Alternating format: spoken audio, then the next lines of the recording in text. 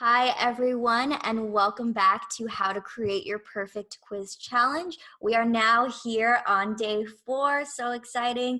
My name is Jasmine Solana, and I am from Interact. I have with me one of our strategic partners, Caroline from Ideal Clients Daily. Hi, Caroline. Hey there. Let me quickly introduce myself. My name is Caroline Onyedema, aka the Expert Strategist.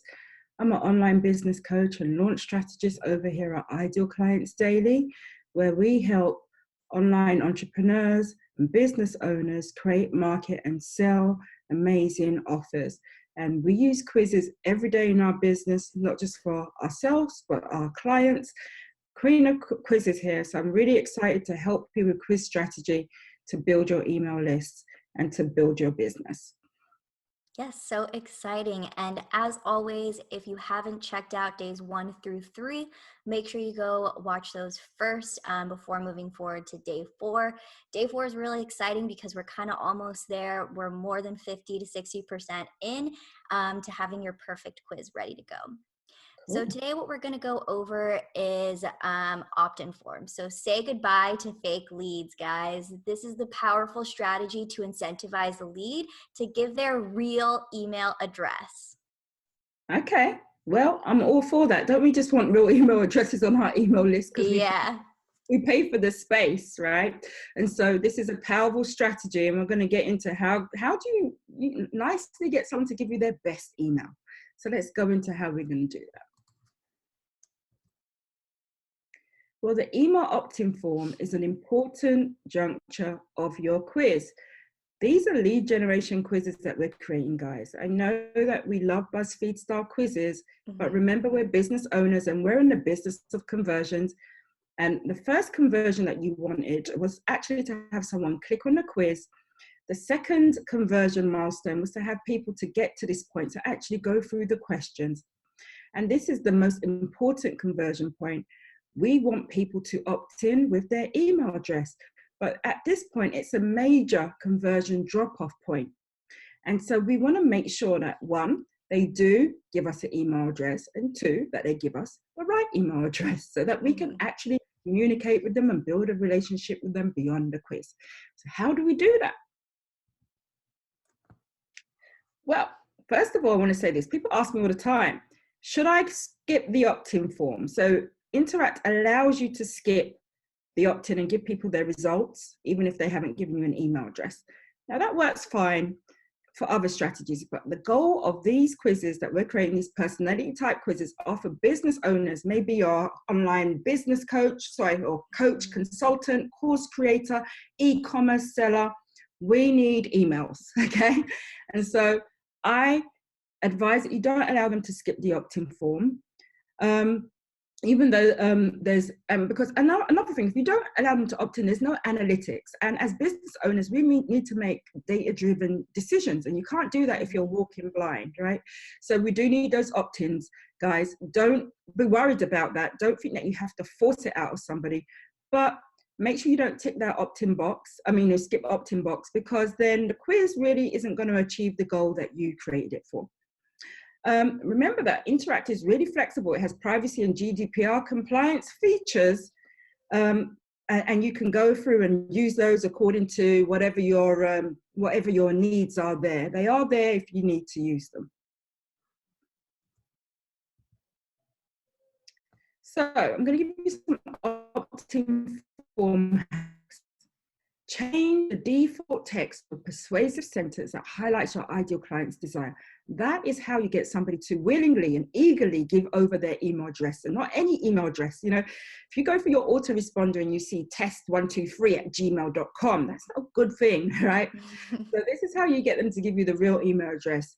Make sure it's aligned, the desire that you're talking about, make sure it's aligned with the problem that you solve, so that your quiz taker is happy to hand over their email address. It's a very simple but powerful strategy to get that right email address.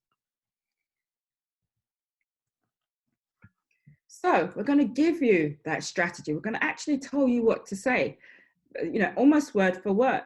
So you can change the text as well. Many people don't know they can change the default text on that opt-in form page.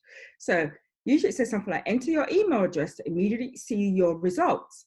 And then you can add, and I will send you a free and blank on how to blank. So you can imagine a free checklist on how to achieve the best X, right? Or a free checklist on how to build your perfect quiz, or a free mini course on how to dress stylish for work in 10 minutes a day. Okay, whatever it is that they're trying to achieve.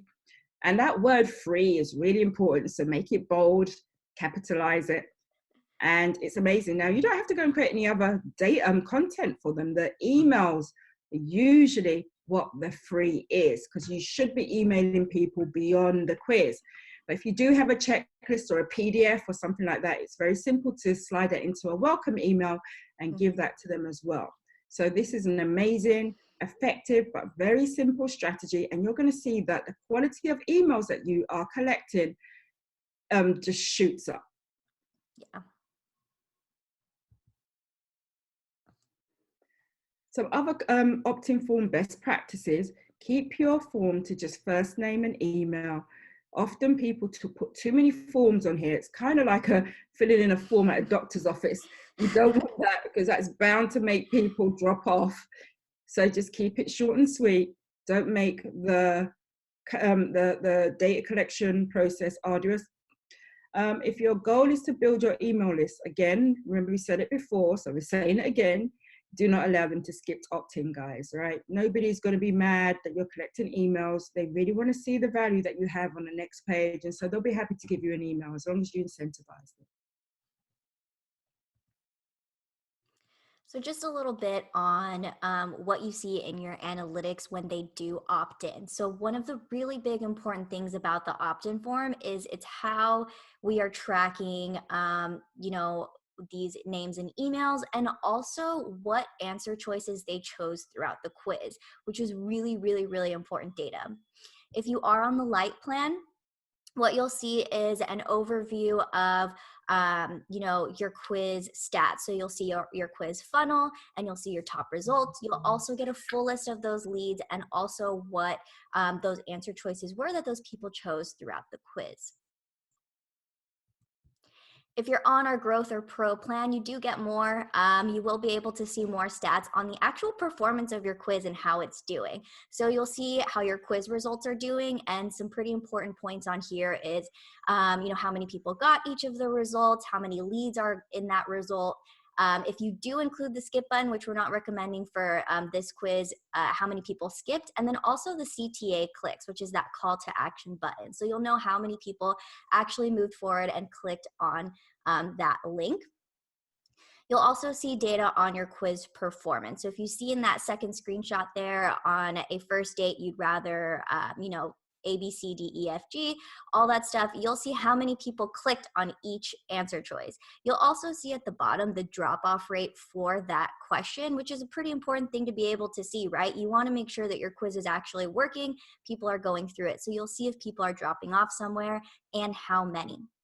In that last screenshot there, you'll also have access to a total aggregated events graph, which is really just going to tell you the trends on how your quiz is doing. So you'll be able to see the engagement of your quiz throughout time. What's really useful for that is if you do ever start to see a decline, you'll be able to actually go back to previous dates and look at, okay, maybe what was I doing at that time that was different than what I'm doing now? Can I re-implement that? So that way we get that trend back up and we get that engagement back up. And that does conclude day 4. So right now, as we've been saying, you will have a little task at the end of each day. Should only take you about 10 to 15 minutes. For today, we do want to make sure you get that opt-in form up and ready. So use that opt-in formula to create your persuasive sentence to increase those opt-in conversions. Once that's ready to go, go into Interact, log in, and actually create that opt-in form, and then evaluate based on your goals if it's time to upgrade. And what I mean by that is, if you're on a free plan, if you haven't signed up yet, check out one of our paid plans. You do get a 14-day free trial on any paid plan, so that way you can really test out, feel it out if it's actually working for you. If you aren't sure, you can always contact support at help@tryinteract.com if you have any questions about our pricing. From here, make sure you do check out the next steps instructions for moving forward, and we'll see you tomorrow.